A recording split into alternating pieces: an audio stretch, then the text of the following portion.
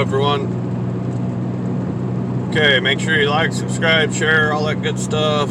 Emails in the about, talk to pfc@yahoo.com.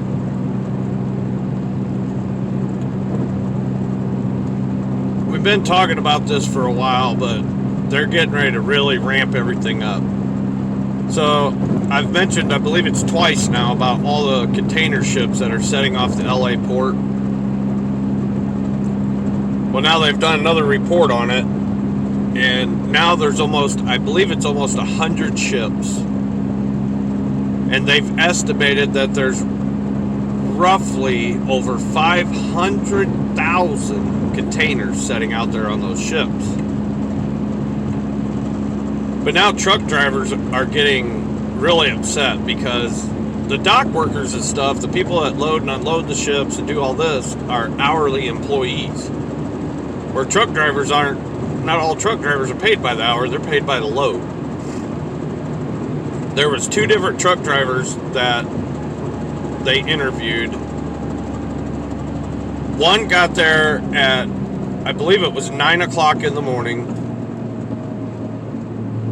and then didn't get loaded till 6 or 7 o'clock at night. Another truck driver got there at 8 o'clock at night and sat there till 3 o'clock in the morning, and they said they closed the port at 3, so he didn't get his load.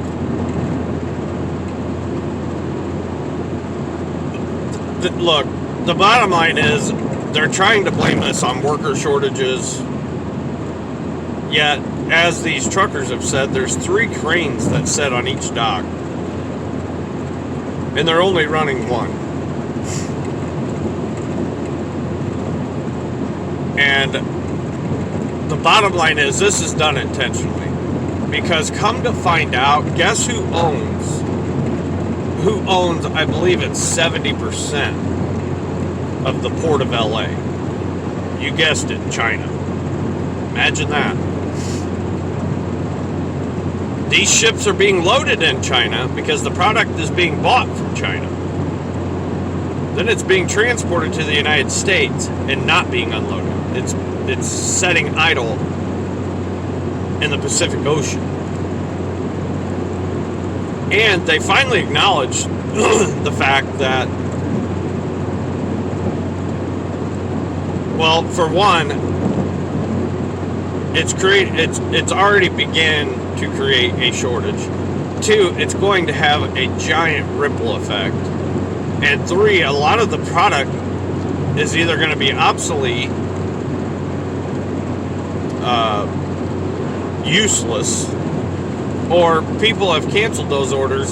So it's going to be one of the 2. It's going to, if and when they do unload this stuff, they'll have such a backlog of things that you'll never be able to straighten it out. A lot of it will be just disregarded or whatever. The bottom line is this is being done intentionally. And it's just getting worse and worse and worse. And for those of you who are in doubt, you need to just go, I don't know, depending on where you live. Like me, I could drive within about a half hour, 40 minutes in any direction and hit a Walmart or a Myers or Kroger's or whatever.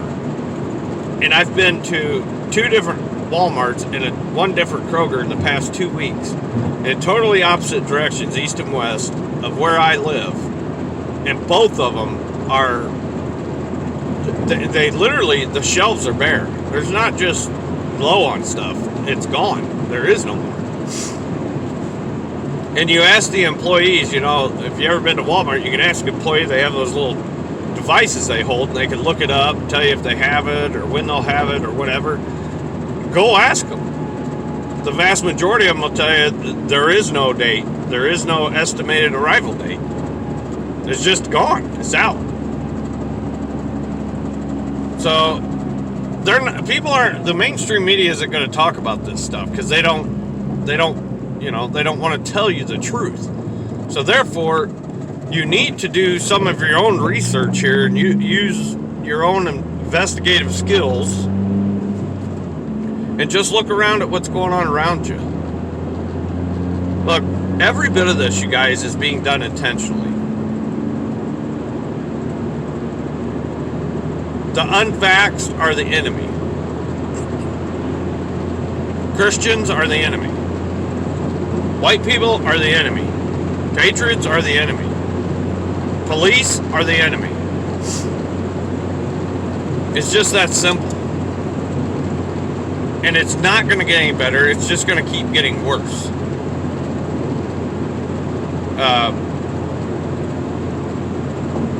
Dr. Steve Turley done a report that this stuff is being tested in Australia and these other countries around the world to see what kind of reaction they'll get from people when you just lock them down, totally lock them down. When you intentionally create shortages, when you intentionally enforce your rule on people. And out of all of them, Australia is really the only one they're getting any real pushback from. But I can tell you now, at least I believe in my heart and I hope that before it even gets remotely close to as bad as it is in Australia, that we'll just rise up. Because unfortunately, that's the path we're on. None of this is going to stop.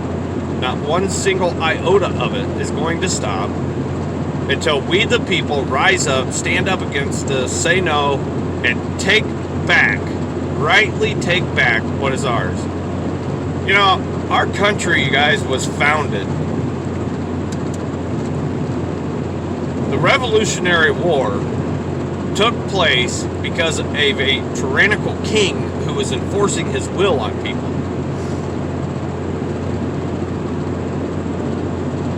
Everybody talks about the Civil War, about, you know, slavery and all this. Yes, that was a part of it. The Civil War began and went on for 2 years before slavery was even brought to the table.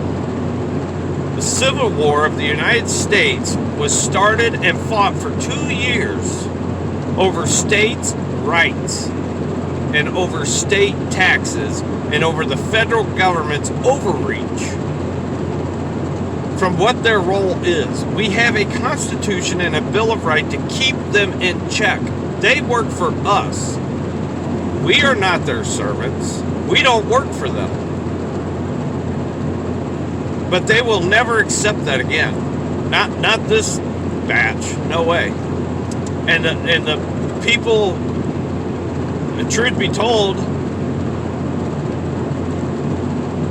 people my age and especially younger, well, they would have socialism overnight. They think it's the best thing since sliced bread. I mean, they're nuts. And it's not going to be quelled or stopped until we stop it, unfortunately. So just try to pay attention to everything going on. Do your own research. Make sure you're getting all the supplies you can. You need to stack the food to the rafters. That's just plain and simple. And water. As much as you possibly can. But more importantly, all of that, you need to make sure you have a relationship with Jesus Christ. That you're serving Him, you give your life to Him. Because in the end, that's what's going to matter. Alright guys, you stay safe. Have a good day. God bless. We'll see you on the next one.